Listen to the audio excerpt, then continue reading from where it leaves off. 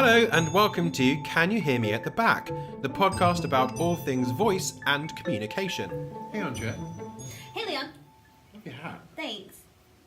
Not great for a podcast, but good for YouTube. It is. Well, that means you have to go on YouTube and see my hat. And your colour coordinated with your shirt as I well. did. It was totally coincidental. Really? Yes. It was good. Well done. Thank you. Well done. I'm very proud of myself. Well matched. I don't match normally. You're more of a cornucopia of colour. That's a nice way of saying that I'm that I don't match. Hey, you're in good company. I once did a masterclass with Helen Mirren, and she was wearing like a 900 different colours. She was like, I've only got 4 pieces of clothing on. How have I mismatched all of them? What is this? It's a skill. And I was like, wow, that is true. You look amazing, but I don't know. And then she was like, that's why I'm dressed by people. I'm dreadful at this. And I was like, oh. I would be I so don't care, you're well amazing. dressed if other people dressed me. That's what Helen Mirren said. You're in a really good company. Oh, gosh. Helen Mirren said that. I mean, I love Helen Mirren. So, in, what's that called? In a sound, in a movement, how do you feel today?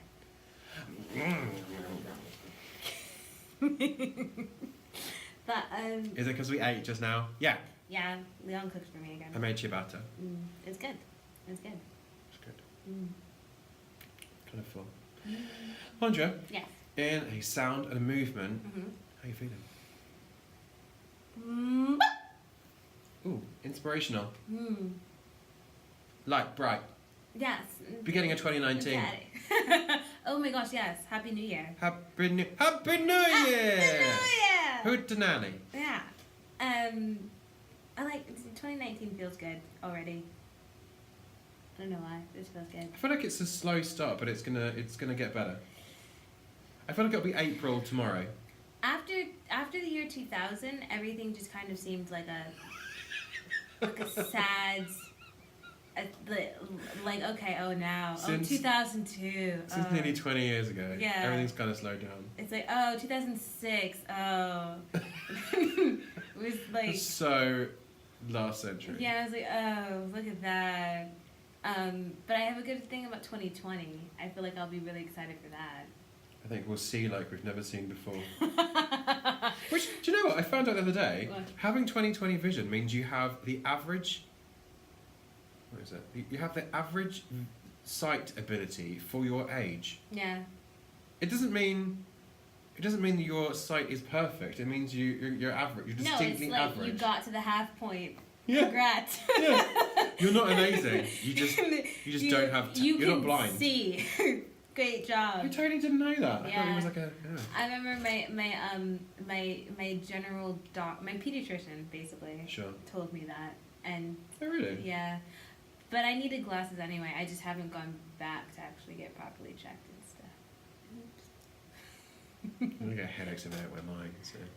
So what are we talking about today, other than the year Other than the year and eye health, and posture and alignment, posture and alignment? which both of us feel that there is actually more, so much more than our little podcast episode can do. Yes. So we'll get some real experts in to. Yeah, I Have a also chat. feel like I'm not an expert in posture and alignment, like in any way, shape, or form. Yeah. But I know, I mean, I teach it, and I see it, and I observe Disclaimer, sure. it. But I couldn't teach like a posture and alignment class where it's like, that's what we're gonna do today. It's just, well, no, that's what we're gonna do for like 6 weeks, just like posture and alignment. Like it's included in everything that I do, but I couldn't teach like a master class on it. That's how I feel about it. I feel like you feel differently. Well, yeah, I was your like. head is tilted and you do the Interesting. I feel like exactly as you said, I feel like the vast majority of everything that I do has posture and alignment built into it. Right. And a lot of the stuff that we teach is based on the assumption that posture and alignment is sorted and therefore things will function. Right. And the truth of the matter is that that's just not enough. Yeah. 9 times out of 10, that actually what you need to do is go back to the drawing board and go, hold on, posture and alignment. What is it to have an efficiently aligned head neck back relationship? What is it to do that? What is the sort of resting position of your sternum? Should you be, you know, how should you be? And the thing is that how you are on a daily basis is how you will be in neutral on stage. Because when you let go of the active and the conscious, you revert back to type, back to habit. Right. So you have to be really, you have to have drilled that. And I think in a lot of teaching, schemes of work and everything, we give people skills and then we expect them to carry on doing those things so that then they consistently can apply them, because that's the expectation, that's the assumption. There will always be posture and alignment with a good head neck back relationship with, you know, primary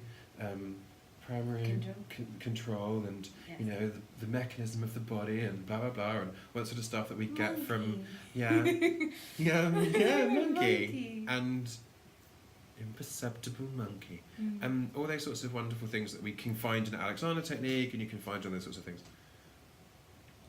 but it actually isn't there. Yeah. So I have to come back to it daily. Yeah. Not just with students, but myself. I think I can see it in other people. I think that for me was the easiest thing. And even when I was going through our Alexander classes in school, I was like, there's a better word for that, Fudge, but I can't think of it right now. The easier part for me was the hands-on part with other people. But when I had to do it, when it was somebody working with me, that was so difficult for me to just kind of like be in me and try not to do, but to think, which was also very hard for me to do, not to do. And Stop doing. Stop doing was my big thing. But that was a lot more difficult, and I could see that in my students. And weirdly enough, once I get them to put hands on other students, always with consent, obviously. That there's an awakening that happens there. Where they go, oh, I can feel it in you, and it's so strange that, you know, someone's been telling me to do this my entire time, and I couldn't feel it until I felt it in someone else. And there's something really interesting about that. As an undergrad, I did 2 years of Alexander technique. Like an hour, well, it was supposed to be an hour a week. But most people didn't turn up. But I turned up at the earliest hour, and there were 3 classes of an hour each. So I would turn up at the first hour, and you just stayed? Just stayed. It's like, well, I'm here now. Which is basically why I know what I know. But what happened with that was that it made sense to me to go because I could see the benefit of it long term. Yeah. So it's really interesting observing what you guys did and what we did as part of the MA, the MFA, the postgrad, insofar as all of my experience of Alexander prior to that, in a formal setting, had been as the recipient. And we were never asked or encouraged or even thought that it was a possibility that we would adjust anybody else with our hands. Not that that's necessarily something that you're encouraged to do after the postgrad, but it's something that it's not beyond the realm of possibility because you would be adjusting people in other ways anyway. Right. And the first time I ever, even just someone was lying in semi-supine and I just put my hands very gently on someone's shoulders and didn't do anything. I literally just put my hands there and the warmth of my hands allowed there to be some freedom. Right. In the sort of purest sense of Alexander technique. I felt really guilty for ages. I was like, oh, we're not supposed to do it, it's really bad. Like, you can hurt someone, you can do all this sort of stuff. And actually then realised, no, I'm not going to hurt anybody by asking them to give in to gravity and just reminding them with a really gentle cue that this is somewhere that you could allow gravity to take over. This is somewhere that, and all it is observation. And so so my experience of it is kind of the opposite of yours. Yeah. Because I've always had the experience of it being done to me and it being part of my process as a performer, and that then coming back to it as a coach and then going, oh no, I've been doing this for years, just kind of going, maybe think about these bits here, maybe think about that, maybe think about the directions. So even just the sort of verbal cues I've been doing hilariously in a Colombian accent, for Howdy, Natasha, for a decade or more, which has been really funny. That's so interesting. And it's, I think, I mean, the first thing I always want to say is that words are so powerful. And So deep, Aundrea. Thank The you. beginning of 2019. I mean, you've gone into the deep end. you gotta start. You gotta. Profundity. You gotta start deep. I mean, because then the only where else. I mean, that's not gonna work. Because I was gonna say the only other place to go is up, but if you're starting deep, don't you want to go deeper? I mean, I think we should just brush over this. It's gonna get rude any second. So, but I was gonna say that words are very, very important. And when I was doing the Alexander technique, I remember there were times when I used to get so frustrated, and nervous because I was like, oh, I hope I don't mess up the words. So at one point we're on the ground, and our teacher was having us say the directions, and going through the directions, and I was like, I'm gonna mess it up. I'm gonna say that it's this way and it's not this way, or I'm not gonna say it in this perfect way. And I was like, and then someone's going to die and be paralyzed for life. and that was it, because I do feel that kind of weight as well, where it's like, well, if you don't say the right thing, then someone's not gonna get it. Yeah. And then they'll start to twist in a way, and I was like, and then I paralyze someone for life. But there is this kind of weight to it, even in the words that you say with it, right? Because there's such a difference in thinking about releasing, than saying release it. Release. Mm-hmm. Or even just saying relax it. Yes. Which is totally different. Which is very different, because I allowed students to, oh, do you mean relax? And I was like, no, I don't. If I were to say relax, that would imply something different. Let the back of the neck be free. Right. Not relax the back of your neck. Yeah. What does that mean? Yeah. And sometimes it can feel sort of pedantic, and it's like, well, why don't you just say let go? It's like, well, yeah, but let it go, or let go, or stop it, or relax. They're not helpful cues. Yeah, they're also like, it's so interesting because again, it was all about language for me. When I hear something let go, my instinctual response is, let go of what? Like, what am I letting go? Anything. Yeah. What am I doing? And the whole point is that you're not doing. Is that you're undoing. You're undoing everything, and that was really hard for me. But then the second thing was that I had taken ballet since I was like 3 officially until I was like 16 or something of that nature. So my idea of posture was this very fixed kind of thing, and I've heard from a lot of dancers that and I teach dancers now too, that posture for them is this kind of it is that really rigid rope that goes through your head all the way down through your spine and out, like that is it, and then you hold it, and there's something tight about it. Yes. Yeah. And there's something, and then they don't breathe. Because it's tight. Because and then in certain Health, physical things, if you're going to do a pirouette in a certain way, or you need to add more speed to it, you can't really be breathing as you do that. You'll tip over. Yeah. So there's and when we come into speech, when we come into voice, there is undoing in that. There is a sense of, no, I do mean release. I don't mean relax. I don't mean upright, and I don't mean hold. I mean release, and that's what I want. And for a good I know I'm still teaching it, and it's been a long time. It takes a long time for your body to understand what is being told, what is being asked. Yeah. Muscles have to be shown. They can't be told. I like that. That's a good line, isn't it? It seems like it should be in one of those children's books, when they're. I mean, it will be in a book, but they haven't finished writing it yet, so I'm not even going to credit it yet. But when the book is out, you'll know here it's from. Okay. But it's muscles have to be shown; they can't be told. So you can't just tell your body to do something. You have to show it, and then your body goes, "Oh, okay." Yeah. It's kind of like, yeah, sure. Or it physically can't do that because of mobility or because of range of motion, which is the same thing as mobility in a sense. And so, you know, some people can't lift their arm above their head, straight above their head, because there are muscles of the torso that prohibit that from happening. Right. So then you kind of go, okay, well, you can't lift your arms above your head. So we need to release those muscles so that it's released, not relaxed, because you still have to lift your arm. Right. There is musculature in the torso that's going to facilitate that movement, but we need to release the ones that are prohibiting that movement from being as free as we need it to be. Yeah. And the mechanism by which you release it is different.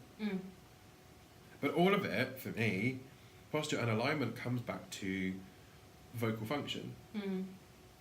And the larynx is in the neck. The neck, touch your neck, everyone touch your neck. And the head-neck back relationship, it's not just the relationship between the back and the head. There is the neck in the middle, and that's where the larynx is. So it's not just, you know, oh, I've got my chest lifted, but then my head's poking forward, because then the neck position is compromised. Yeah. So then actually, how do you find that place that is going to allow the most freedom and malleability and expressivity for the voice without sort of jamming it into that place? Yeah. Because it doesn't deal well with with force. duress. Yeah, force. And what's really interesting about this is that I get a lot of students who will go through a really wonderful progression with someone, and then I normally get called in for like performance up, because normally it's about accent stuff, or like do the accent, but then they start going, well, I don't know how to maintain my head neck back alignment and still be this character, or I don't know how to do this and still act this scene because I need to physically be in a place where this is happening. And they get really, really confused about it, and they get very anxious about it, because they're like, oh, I'm going to ruin my voice. It's going to die. And I was like, yeah, no, there is a potential that you could do that. But I was like, it's about coming back, though, isn't it? It's about knowing where the neutral is and being able to move away and come back, and away and come back, so that you're not always operating out of these extremities. Yeah. But also then making specific choices. Yes. So rather than just kind of going, oh, I want it to be, I don't know, scoliotic, not that you can necessarily affect your spine, or kyphotic, so if you've got a real sort of rounding of the upper torso, upper thoracic spine, that's going to affect your head neck back relationship. Okay, fine. But to what degree are you doing that? Are you doing it, as you said, like to the extreme, or are you doing it, you know, if you're looking at it on a scale of 1 to 10, are you doing it like a 4? Because that's enough for us to understand that that's happening. Yeah. But it's not too much, whereby we then worry that you're going to hurt your voice. Yeah. I get the same, I mean, it's the same thing I tell people with accents, because they go, oh, well, I want to be authentic, and I want to be blah, blah, blah. And I was like, well, you weren't born in America, you know, we weren't born in Brooklyn, so, I mean, the chances of you actually sounding like somebody from Brooklyn are like, yeah, but pretty much.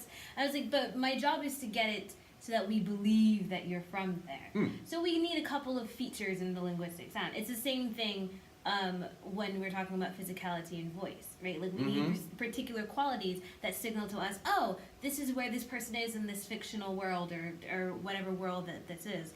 But I don't necessarily need you 100% there, right? Like, I don't need your entire body to necessarily be there at the compromising of your voice. Oh, absolutely. If you can do it and not compromise the voice, like, go right ahead. But like 9 times out of 10, there's some compromising that. Compromise, absolutely. Yeah. And then it becomes about cumulative strain, which is really very interesting, because you can operate just under the level of injury within the context of it being.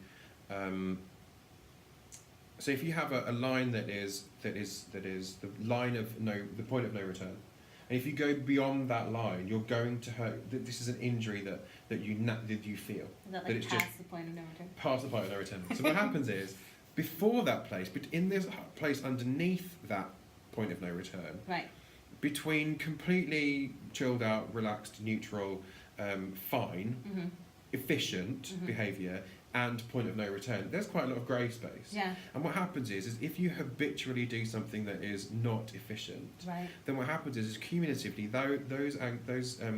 the difficulties and those inefficiencies build up in the body, and so those inefficiencies are then compensated in other places, and then because of that compensation, something else compensates and something else compensates, and it sort of has this follow-on effect. It's not necessarily cause and effect, but some things do cause things and there is an effect, but those journeys can happen and go in these different directions. Right. And then what happens is sometimes what happens is people just skirt underneath the point of no return for a decade, and then getting out of a chair or to reach forward for a cup of tea, they pull their back and it goes ping past the point of no return. It wasn't the leaning forward to get the cup of tea that did it. It was the decades of misuse that perpetuated that moment. It led up to that moment. All of those things led up to that moment. And then what people say is, oh, I pulled my back and I did it this way, and all I need to do is just get back to where I was before. Right. And then the whole point of the Alexander technique and a lot of the stuff that we do with the work that in voice is to say the habits that you are perpetuating are not necessarily are leading you in a direction that are not. They're not going to get you to the place you want to get to, because you're just going to sort of try and push through them. Right. And it's not, that way lies folly. And actually, if we undo some of those things and sort of set you back in a sort of more neutral place, that you'll then automatically, by the fact that you live in your body and your body works in a certain way, you'll automatically end up going in the right sort of direction. Yeah. Which then makes everything else so much easier. Yeah. But it's bringing people back to that point. And what's sort of, historically quite true in voice teaching and students engaging in voice, especially actors, is, well, we just lay on the floor for ages. Yeah. Why am I lying on the floor constantly and just breathing? Like, I can breathe and I can lie on the floor. What's the point? And then you kind of think, well, actually, it's not just about lying on the floor and breathing. It's actually about alignment. And your body needs to have time to understand what that means.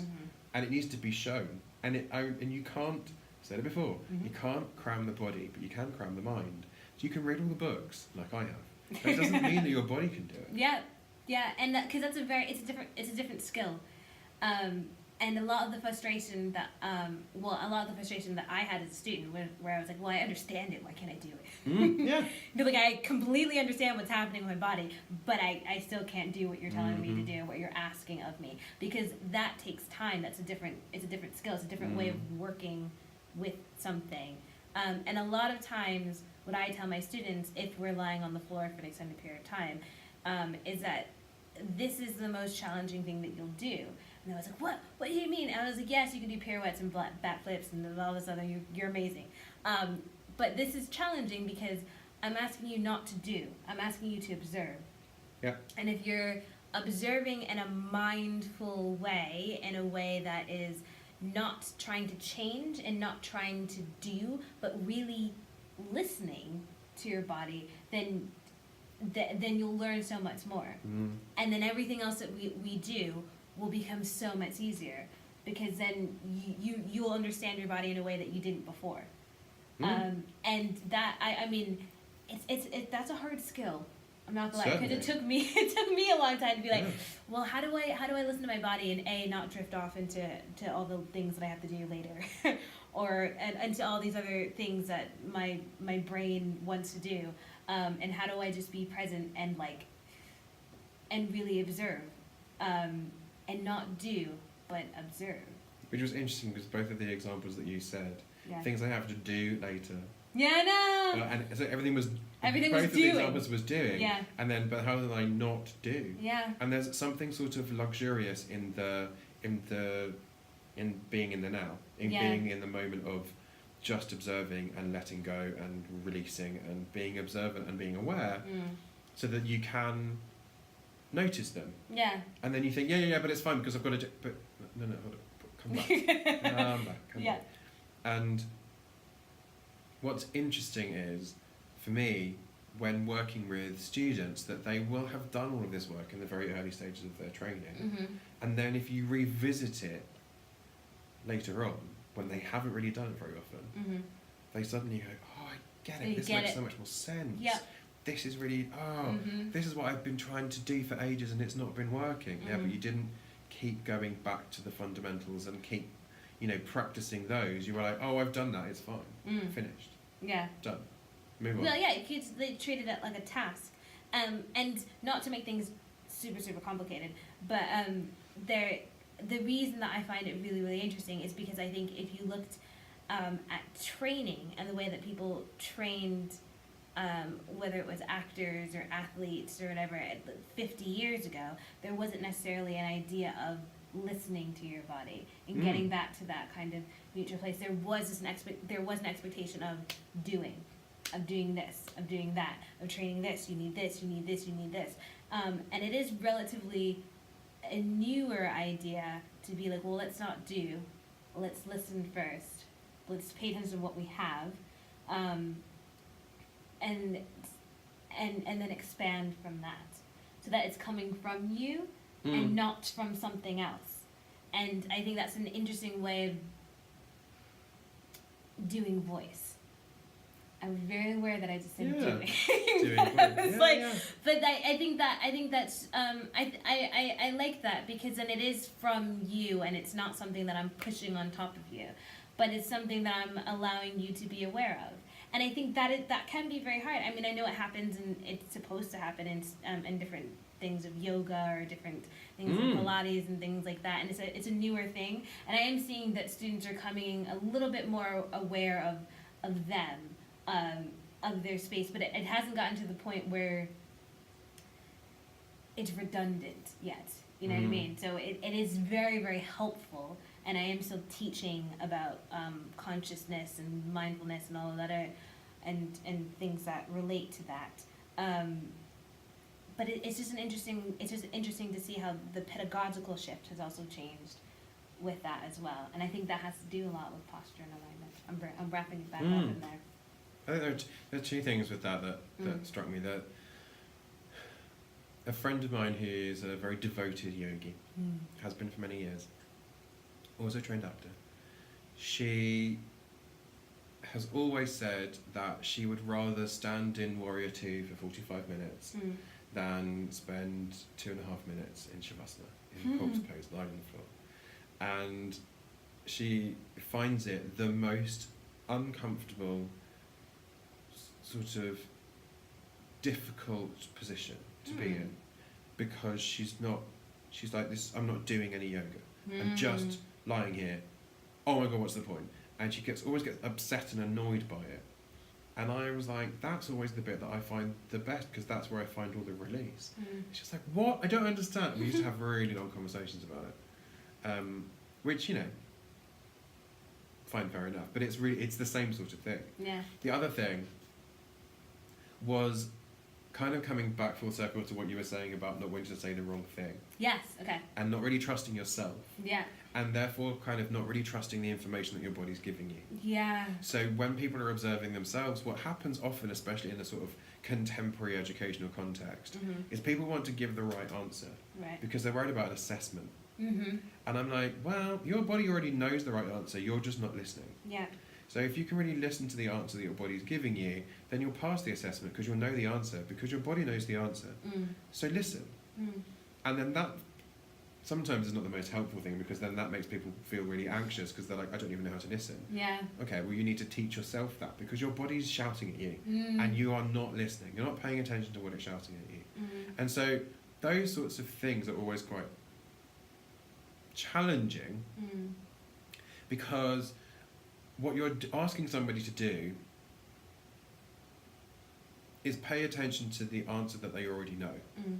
But it's not a conscious answer, it's a subconscious answer.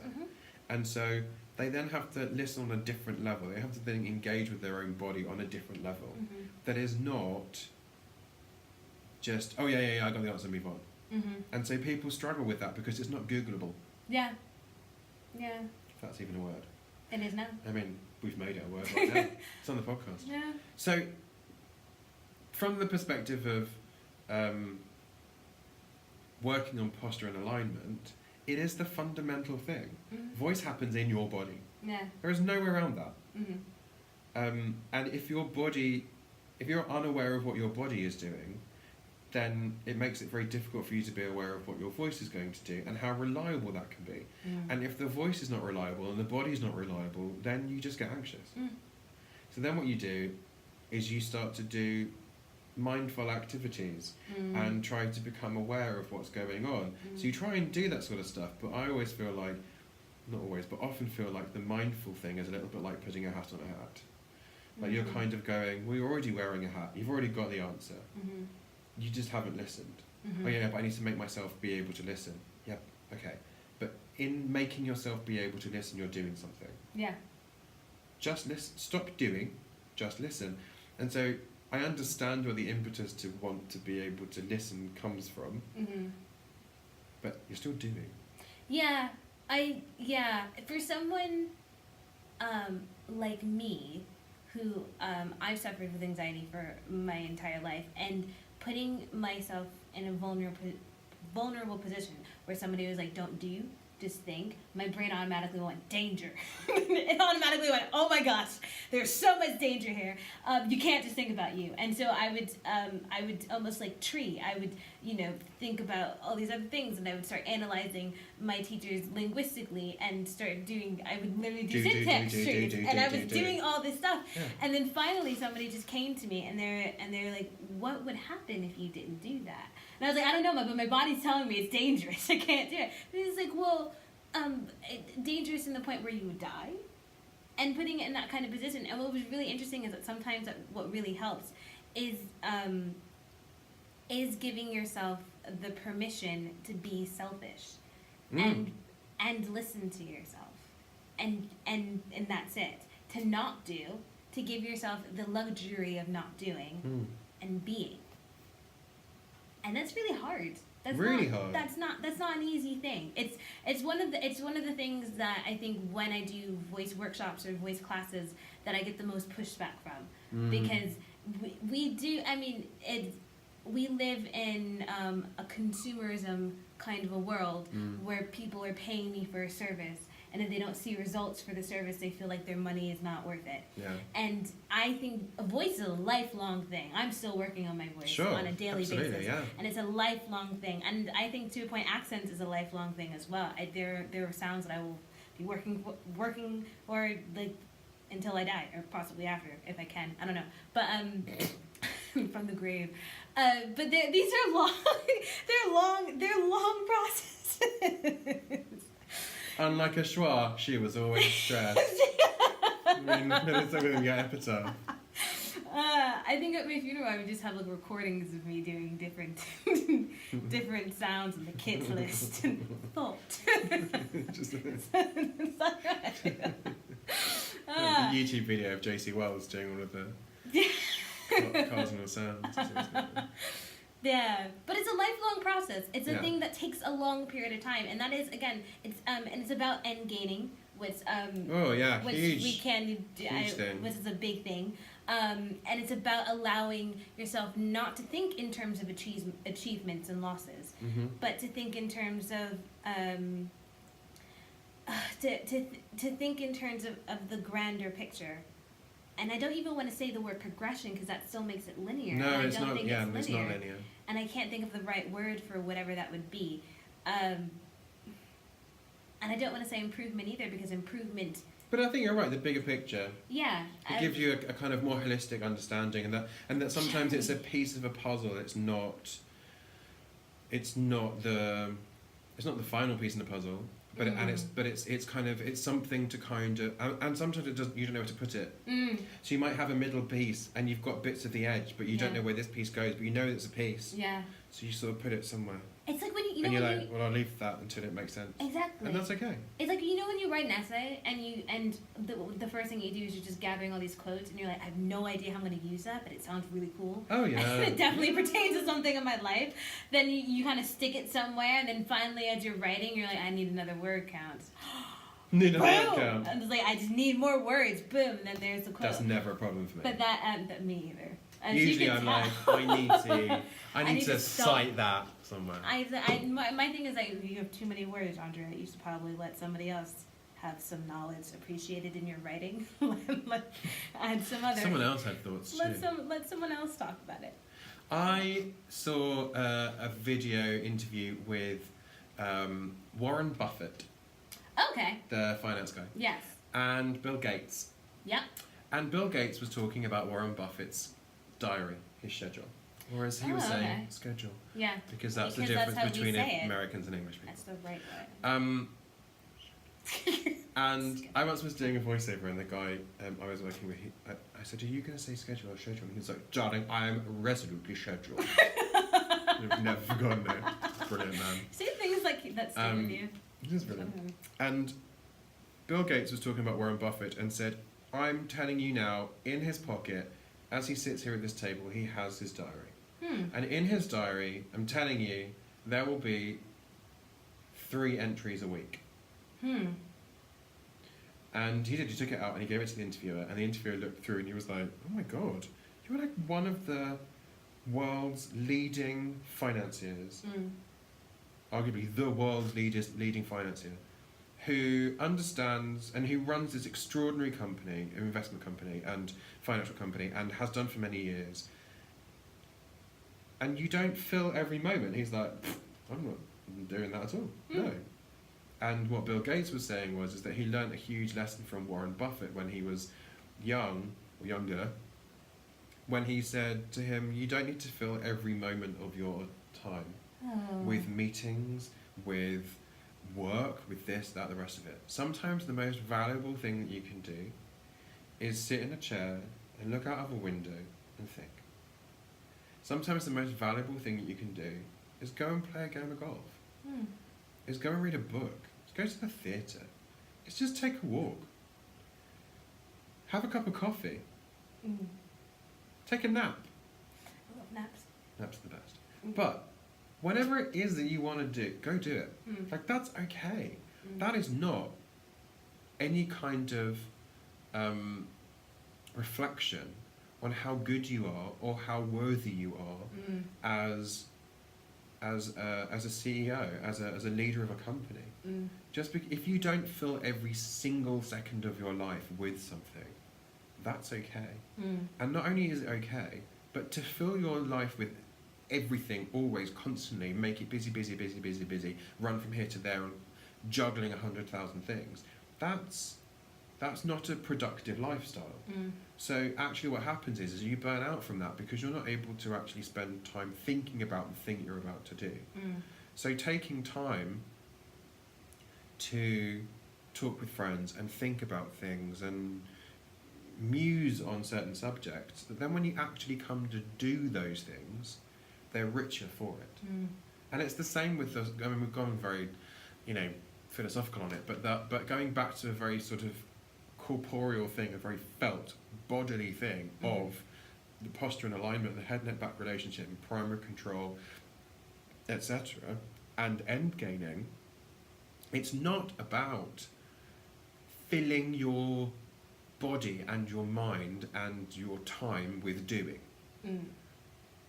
It's about, in this moment, it's about not doing, it's about observing, it's about just being. So then when you go back to doing, because you will do doing, like everybody does some doing at some point, right? When you go back to doing, it will be better. Yeah. We all need to rest. Maybe we should go to the pub or have a nap or something. Or both. Can we do both? We were supposed to meet Emily. Hi, Emily. You can meet her at the pub. Let's do that. And then take a nap. Aundrea. Yes. What have you realised during this, our podcast number 1 of 2019? Oh my gosh, it is. Well, 1, that it's our first podcast of 2019. Sure. And 2, I was painfully aware of my head neck relationship as we were doing it, and so I kept going, is it? No, I'm not. And then I was like, don't do, Aundrea. Just be. And I was like, be in the moment, Aundrea. You're giving yourself directions be in while the you're doing it. It's terrible. Leon, what did you... What did you then realise, come to find today?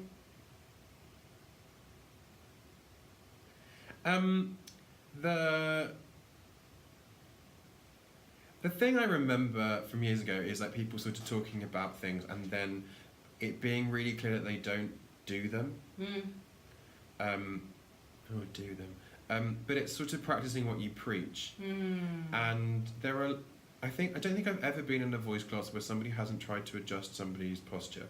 And sometimes they come and they try to adjust mine. You're too tall. And so there are only about 3 or 4 people in the world who I sort of trust to sounds awful, but who I trust to kind of go, this is the adjustment you need to make, and they are so skilled in conveying that information that I understand it, and it's a tiny adjustment. And there are lots of people who will sort of try and force you to do something. Sometimes you have to be quite firm. To kind of give a firm instruction so that people go, oh, I understand what that means, because otherwise if you're a bit too vague, people don't know. But it's interesting to, like, do you practice what you preach? Kind of jumping off what you were sort of saying. Like, do you do what you say you're doing, or do you not? And do you have an expectation looking at somebody else that they should be a certain way, or are you looking at the whole picture? And sometimes, and I was doing a posture and alignment workshop this week, I've noticed myself taking a step back and looking at the whole picture, rather than just going, oh, your head, neck, back relation, and like moving their head and adjusting what's going on, or asking somebody to move it themselves. Which there is still some of that, but I'm looking at it in a completely different way, in a much more holistic way. And then sometimes actually just having to listen. To their body. Through my body. Meta listening.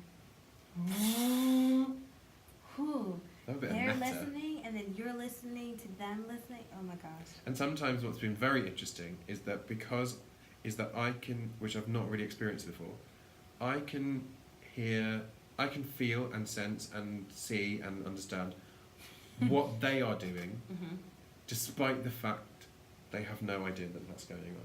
Isn't that a gift? That's so cool. It's insane. Like I keep going, oh, how am I? I think it's really important that I want to flag aesthetics. And that's a big thing. I feel like that needs to be something else that we do at a different time, vocal aesthetics. And what people like and what they don't like. Oh, that's a whole series. More on that and on. If you want to contact us about anything we said in the podcast, you can reach us on Twitter at CanYouHearPod, or on Instagram at CanYouHearMePodcast. Or you can search for us on Facebook and on YouTube. Or email us at canyouhearmeattheback@gmail.com. You can find me, Leon, on Twitter at Leon Trayman. Or me, Aundrea, at Aundrea Fudge on Twitter. Please support the podcast by subscribing as a patron on our Patreon site. The link is in the show notes. To keep the podcast advertisement-free, as well as get access to cool extra stuff, discounts, bonus episodes, as well as supporting ongoing voice research funding as well. Okay, love you, bye!